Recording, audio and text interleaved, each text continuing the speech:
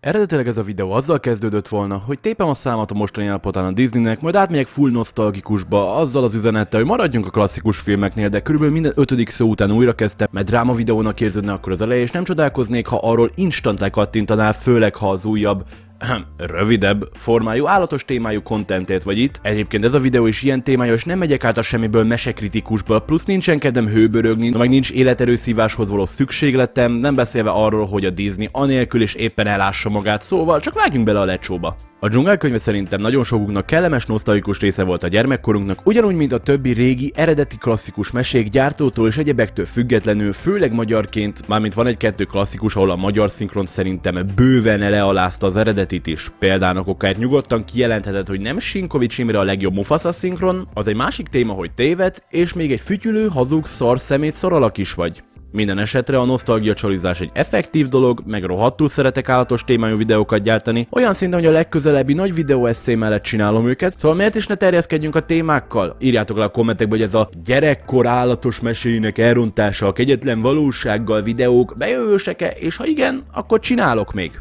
Ja, egyébként azért van olyan hangom, mint aki lemétorkozott egy kaktuszt, mert egy sármező koncerten vagyok túl.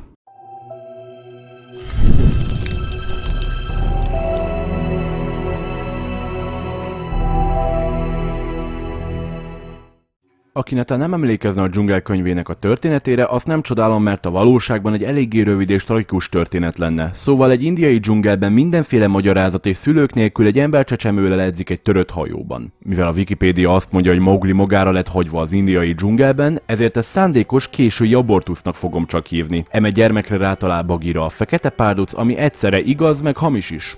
Ezt később jobban el fogom magyarázni. A kiskölyköt befogadja egy indiai farkasfalka, és addig nevelik, ameddig Shere Khan, a bengáli tigris tudomást nem szerez Mowgli létezéséről, melynek előfizetését le akarja mondatni. A mesében azért, mert ember egyenlő tűz, és a tűztől a legtöbb állat fél, míg a könyvben kicsikét realisztikusabb a gyűlölete az emberek felé egy fiatalabb, korábban szerzett sérülés miatt. Mely miatt sánta? Igen, ennek még lesz lényege később, amikor már nem a mesei részét elemezzük ki a dolgoknak. Mivel egy pozitív mesehősről van szó, ezért Bagheera és Baloo, egy bizonyos medve, elkezdi kísérni Mowglit a dzsungelből kifele az emberekhez. A dzsungelből való kilakoltatás közben, melyet az emberkölyök ellenez mondván, hogy nem akar telefonos műszaki támogató lenni, belefutnak több állatba is, kik a mesében vagy negatív, vagy pozitív, vagy semleges karakterek. Tudom, hogy nem valami jó gyors talpaló ez, de nem egy teljes mese elemzésért vagy itt tudtommal. Szóval miért is ne? Most valamennyire a saját véleményem szerint növekvő brutalitás sorrendbe rakom azt, hogy melyik karakternek a fajával mennyire legkevésbé családbarát módon szívta volna meg Mowgli. Szóval igen, technikailag ez egy top 9-es lista.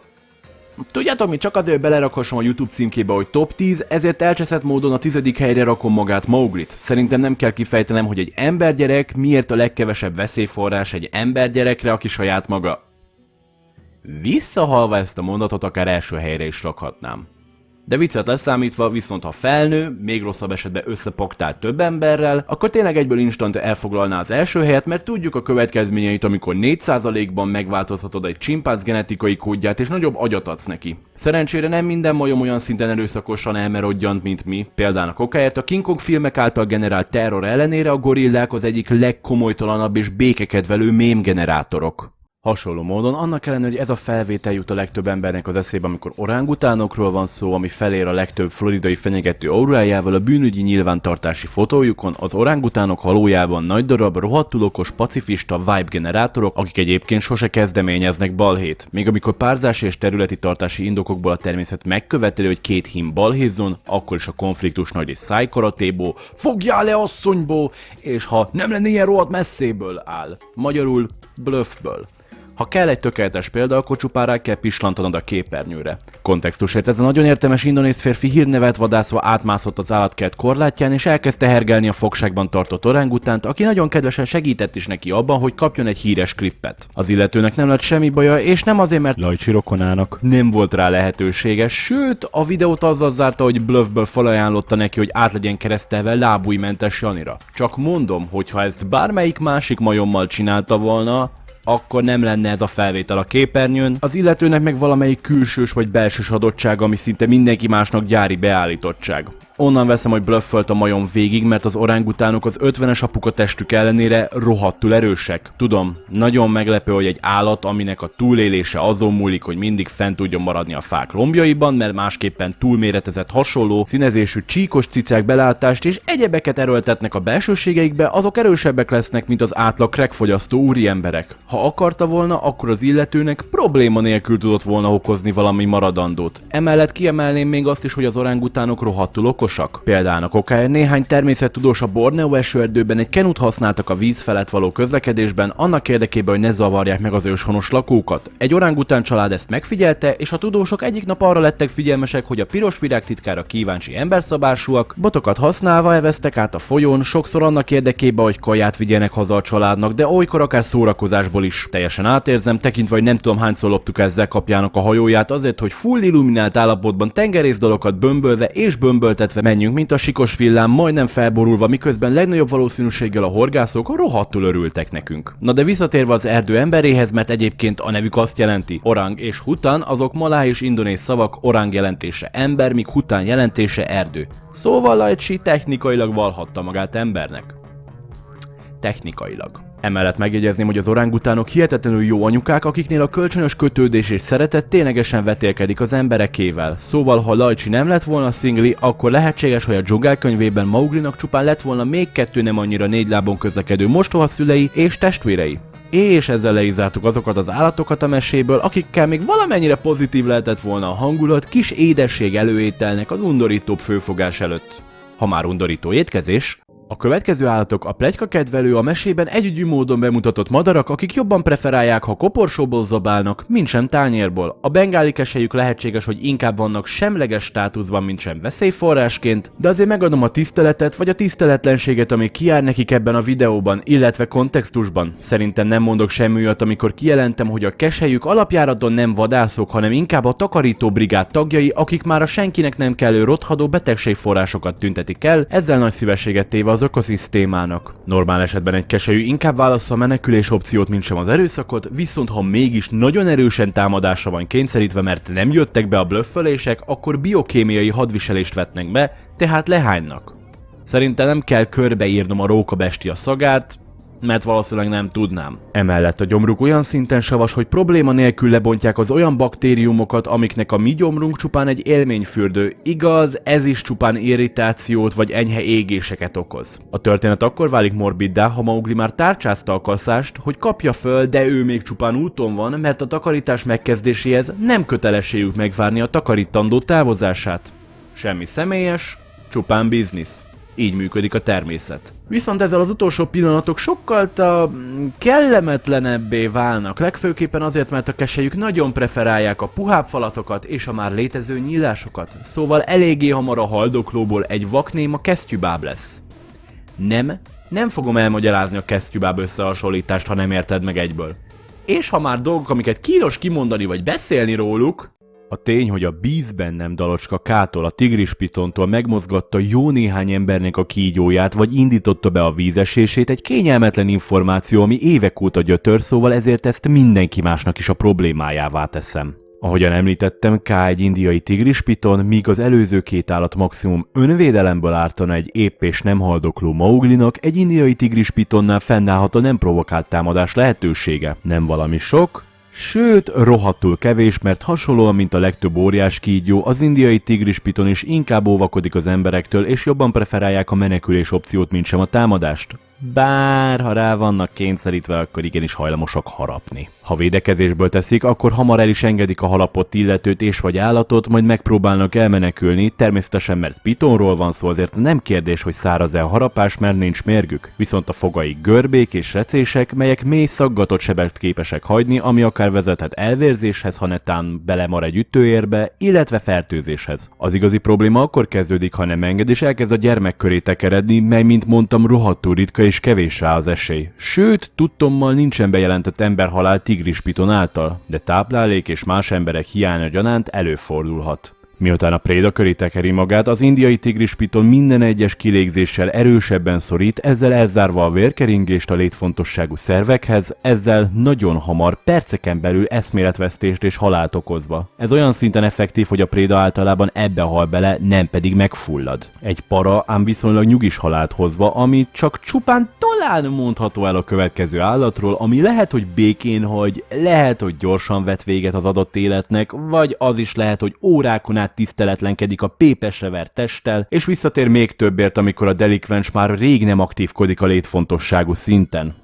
Az indiai elefántok általában nyugisabbak, mint az afrikai rokonaik, és normál körülmények között nem lenne indokuk bármilyen úton vagy módon ártani Mauglinak. Viszont ugyanúgy egy vadállatról van szó, ami bármikor viselkedhet úgy, mint egy vad állat. Természetesen vannak bizonyos jelek, amikor nem kéne őket egyáltalán megközelíteni, általában. Natürlich a támadások indokai lehet vagy borjúvédelem, szóval Maugli egy kilapított bűnügyi helyszín részévé vált volna a legnagyobb valószínűséggel, amikor az alfanőstény borjújával leállt csevegni. Elnézve, hogy az elefántok jogosan a legnagyobb helikopteranyukák a világon, tekintve, hogy egy átlagos elefánt terhesség 22 hónapon át tart, majd eléggé sokat kell azt a kölyköt nevelni, mire eljut arra a szintre, hogy függetlenül életben tudjon maradni. Ha nőstény, akkor a csordával marad, ha viszont hím, akkor az ivar érettségére el lesz küldve az úgynevezett must miatt, amit valamelyik fordító kandűre fordított, szóval így is fogok rá referálni. A kandűtől fűtött elefántbikák, azok pont azok. Kanos, balhés, 5 tonnás baszógymegek, akik hangosak, büdösek, szemérmetlenebbek, a szemük mögül a temporális mirigyek valami trutyit árasztanak, és sokkal agresszívabbak. Ám megjegyezném, hogy a nagy méretükkel akár véletlenül is képesek lennének eltenni Mauglit láb alól. Vagyis pont, hogy inkább láb alá. De ha már megemlítettem egy bizonyos kanviselkedési formát, akkor azt is megemlíteném, hogy az elefántok pontosan olyanok képesek lenni, mint az egy túl nagyra nőtt bolond vadbarom a kocsmában, aki félsor után már neki ment valakinek, le lett tartóztatva, kitört, visszament a maradék félsörért, és már az árokban alszik. Persze egy elefánt nem fog eljárni sörözni, de ha talál egy pár gyümölcsöt, ami éppen erjedő állapotban van, akkor nincsen nyaggató feleség, vagy másnapi meló, vagy bármilyen szociális szopatás, ami azt mondaná, hogy ne. Ezzel csak az a probléma, hogy hasonlóan, mint az embereknél, egy részeg elefánt is sokkal hajlamosabb, még kevésbé meggondolatlanabbul cselekedni, a részegség miatt nagyobb eséllyel ijed meg, vagy csak simán olyan szinten összezavarodik, hogy ad egy menj már arrébb pofont kicsit több, mint szánt erővel. Illetve annak ellenére, hogy a szervezetük nem a legjobb abban, hogy lebontsák az alkoholt, ami nem csak egy vicc volt, annak ellenére az elefántok is képesek alkoholistává válni, és szerintem nem kell körbeírnom, hogy egy 100 kilós szerencsétlen idióta mekkora károkat képes okozni, ha ez megtörténik, szóval azt sem fogom, ha ugyanezt egy 5 tonnás állat teszi, és te pont a dugi alkoholforrása közelében sompolyogsz. És végül, de nem utolsó sorban van az egy bizonyos adottság, ami minden állatot ijesztővé tesz, a hüvelykujjakat leszámítva. Az intelligencia. Mint tudjuk, egy elefánt nem felejt, kivéve ha 1000-szer hívott szépnek, mert az nem fog megmaradni, de hívjad egyszer egy picit túlsúlyosnak, és hallgathatod az idők végezetéig, igaz, Karen?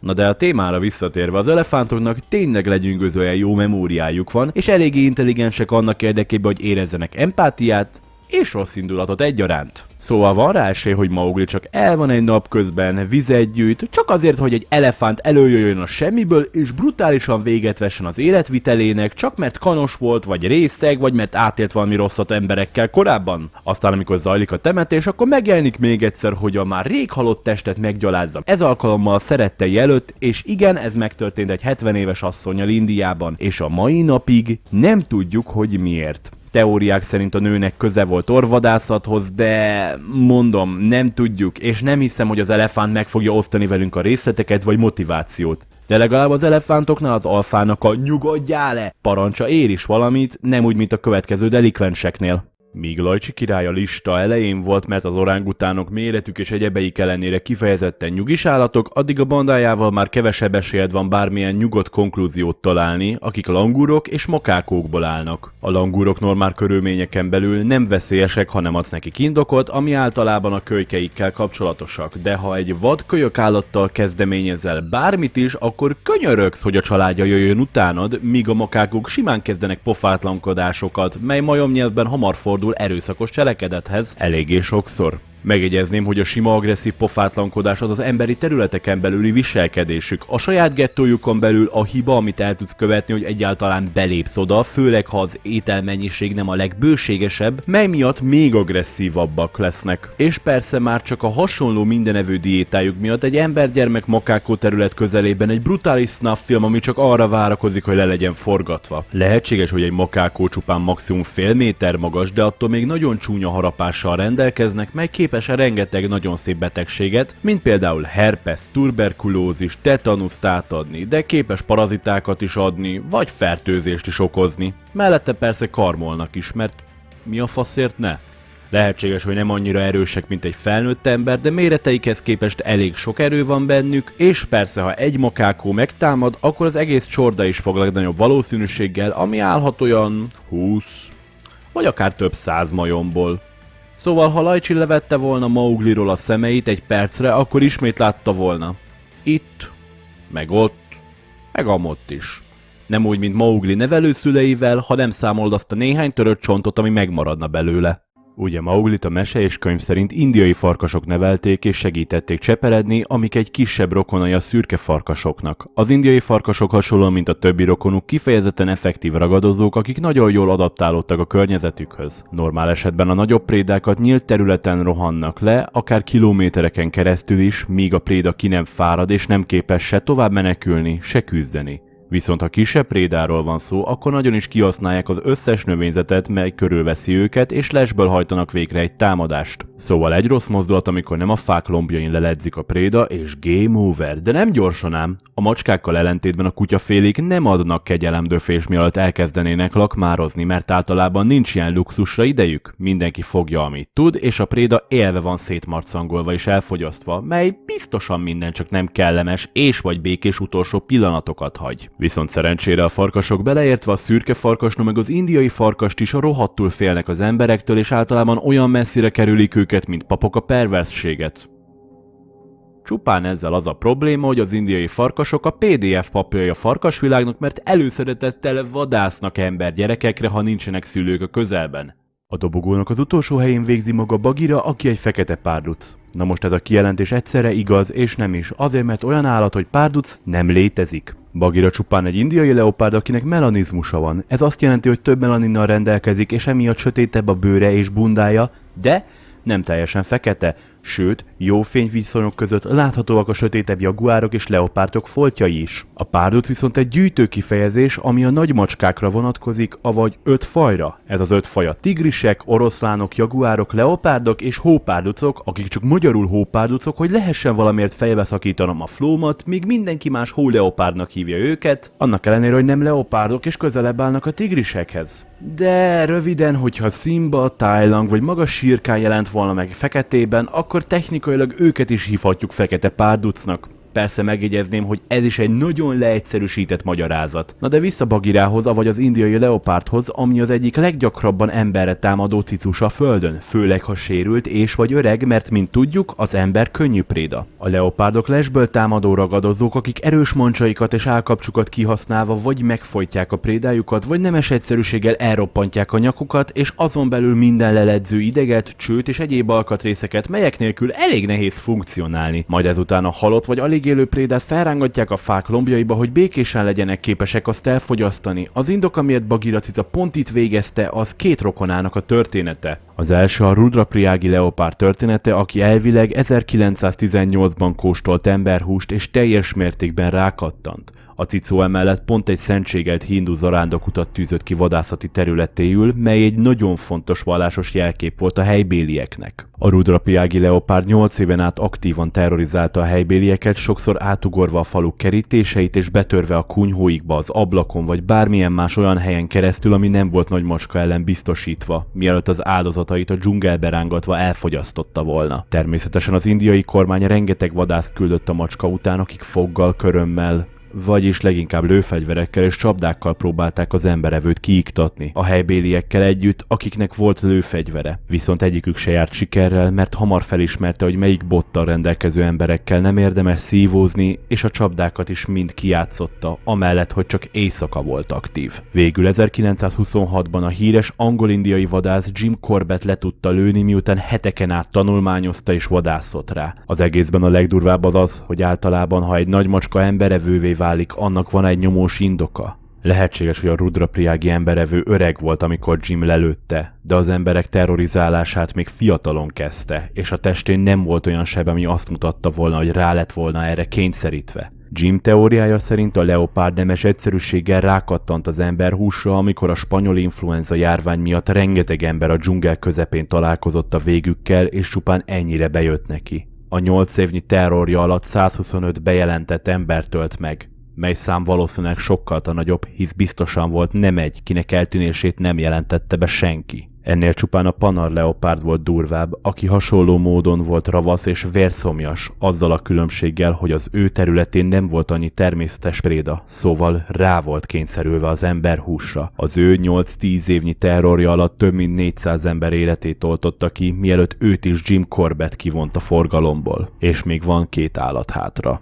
Az ezüstérmet kapja nem más, mint maga Shere Khan, és nem a meseverzió, hanem a könyvverzió. Ugye a videó elején említettem, hogy fiatalon a büszke bengáli tigris egy emberi csapda miatt sánta lett, és nem tudott olyan effektíven vadászni, mint régen, mely nem csak fizikai sérülés volt számára, de a büszkeségének is ártott, mely miatt emberevő lett. És tudom, hogy ez antropomorfizálásnak hangzik egy izgalmas történet érdekében, de nem az. A tigrisek valószínűleg a legharagtartóbb állatok az ember után, és ez minden csak nem jó hír, amikor a legnagyobb macskaféléről van szó a földön, mely lehetséges, hogy jobban preferálja a klasszikus lesből támadást, ám problematika nélkül megy ki a nyílt terepre is akár egyenes konfrontációért, mert mi a fasz fogsz csinálni? A tigris az egyik olyan állat, amire az egylövés szabálya vonatkozik, tehát ha van egy fegyver nálad, amiben csak egy töltény van, akkor jobban jársz, ha nasival alakítod, mert egy lövés csak idegesebbé fogja tenni. Említettem, hogy a tigrisek bömbölése, a hangosságuk, mély frekvenciájuk és szimpla aurája miatt képes sokkot okozni a prédában?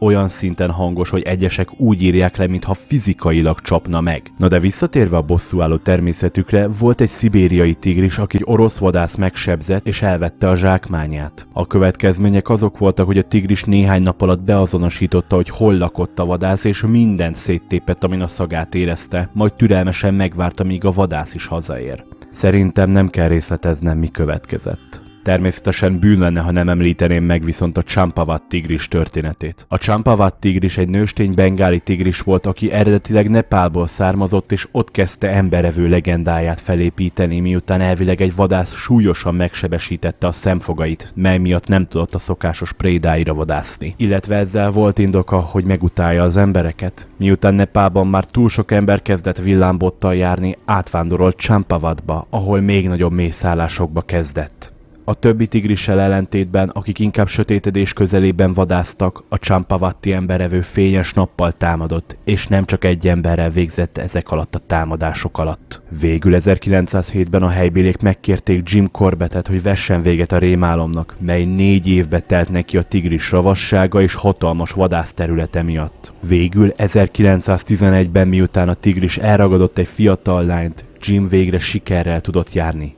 3 napig vadászott és követte az emberevőt éjjel-nappal, mire végre csapdába tudta ejteni, és egy jól irányzott lövéssel véget vetni a tigris szenvedésének és a helybéliek rémálmának. Viszont a videónak még nincs vége, és van még a listán egy állat, ami szerény személyem szerint mindegyiknél bőven ijesztőbb. Szerintem nem mondok nagy egetrengető dolgot, amikor kijelentem, hogy a dzsungel könyvében Baloo volt a legcsábítóbb és legszórakoztatóbb karakter, ki emberek millióinak a szívébe ásta be magát a kedves, laza, törődő és vicces személyiségével. Na meg az animátorok és karakterdesignerek is nagyszerű munkát végeztek annak érdekében, hogy Baloo egy instant felismerhető, mosolyt követelő, ikonikus karakter legyen. Olyan szinten, hogy készült róla egy spin-off sorozat, ami igazából egy teljesen másik történet, full más koncepttel, úgyhogy csak néhány karaktert átraktak az eredeti filmből, és még így is működött. Viszont lehetséges, hogy elgondolkodtál már azon, hogy Baloo milyen medve egyáltalán? Az alakja azt mondja, hogy legnagyobb valószínűséggel egy himalájai barna medve, de nem teljesen. A bundája sokkal sötétebb, és nem létezik, hogy egy himalájai fekete medve tekintve azoknak teljesen más a testalakja, illetve a karmai sokkal hosszabbak, mint egy himalájai barna medvének. Jó, befejezem a vidám, naív, tudatlan színjátékot. Baloo barna medvéről van mintázva, hogy a dizájnja hasonló legyen, mint a személyisége, és a sötétebb bundája és hosszabb karmai csupán egy emlékeztetőként vannak ott, hogy mi is ő valójában. Mert az eredeti könyvben Baloo az egyik legveszélyesebb és ijesztőbb állatról van mintázva a világon. Az ajkas, avagy lajhár medvéről, ami Baloo bűbájának a szöges ellentéte. És ezt nem azért mondom, mert rohadtul slamposan néz ki, a malájmedvét például pont ezért bírom. A legnagyobb probléma a lajhármedvékkel az az, hogy nem nagyon számítanak ragadozónak. Legfőbbképpen hangyákat, termeszeket, egyéb bogarakat és rovarokat, gyümölcsöket és olykor-olykor kisebb gerinces állatokat esznek, de attól még ugyanúgy egy 180 cm-es medvéről van szó, aminek a karmai arra vannak kitalálva, hogy a betonszerű termeszbolyokat szét tudjanak szedni. A probléma meg ott kezdődik, hogy a többi medvével ellentétben ez egy préda állat. Egy ragadozó azért támad, mert éhes, és éppen ezért legtöbbször meg lehet győzni arról, hogy a veled való szívózás nem éri meg a kalóriákat, főleg mert az emberhús rohadtul sovány. Ezzel ellentétben egy préda állat azért támad, mert a legeffektívebb védekezés a támadás. Szóval amikor ez a marcangoló élő sarokcsiszoló baleset lerohan, akkor azt üvölti, hogy hagyjál békén, miközben te csak imádkozol bármilyen felsőbb hatalomban is hiszel. És nézzél mélyen ezekbe a szemekbe. Szívd magadba a tigris, leopárd, különféle vadkutyák és még más medvék által okozott generációs traumát. Ehhez add hozzá, hogy ez egy olyan állat, aminek megvannak az eszközei, hogy gyilkoljon, de Isten igazából nem áll szándékában, mert a támadás csupán egy túlfűtött védekezés, melynek célja az, hogy annyi fájdalmat okozzon, amennyit csak bír, és a tigrisek ellen rohadtul effektív az arcnak a kegyetlen harapása, miközben vadul hadonászik a túlméretezett borotva éles karmaival. És ez a föld egyik legkiszámíthatatlanabb és legagresszívabb állatján. Lehetséges, hogy egy leopárd vagy egy tigris nagyobb effektivitással és előre megfontolva vonnak ki a forgalomból, de legalább hamar vége lenne. Még itt van esély arra, hogy túléled egy majdhogy nem életképtelen állapotban, és szó szerint pofátlanul. Csupán azért, mert túl hangosan vettél levegőt, miközben sétálni voltál, és ez fenyegetésnek vette egy élő nagyipari marcangolós balesetgyár. És emellett valószínűleg megutálod Balót is. És Csóri nem tehet róla. Köszi szépen, hogy végignézted a videót. Jegyezzétek meg, hogy az állatvilágban nem nagyon van olyan, hogy jó és rossz. Csupán minden állat magát adja az adott környezetén belül, és ezt mindig tartsátok észben. Tudom, hogy ez a videó picikét inkonzisztens volt, még eléggé kísérletezek, meg még egyszer bocsi a hangomért. Higgyétek el, engem zavar a legjobban, de koncerten üvölteni kell, na. Ha tetszett nektek ez a formájú content, akkor tudassátok velem egy lájkkal és persze kommunikációval a kommenteken keresztül. Ha nagyon menőnek érzitek magatokat, és még nem tettétek, akkor fejeljétek meg a feliratkozást a csengővel együtt Discord szerveremhez, link a leírásban. További kellemes estét!